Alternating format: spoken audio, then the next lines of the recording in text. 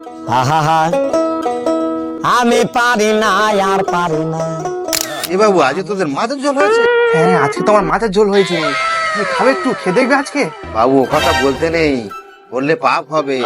নিরামিষ লোক মাছ খাবো? A few moments later. এ বাবু, মাছের ঝোলটা কেমন হয়েছে? মাছের স্বাদ আছে ভালো? A few moments later.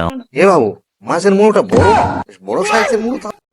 হ্যাঁ বাবা, বিশাল বড় মুড়ো, এরকম বড় সাইজের মুড়ো। তুমি খাবে? তুই খেয়ে দেখো না। এ বাবু, মাছ দিবি? দিইনি।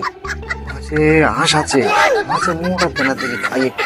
এই নাও তবে মাছের মুড়োটা নাও নাও।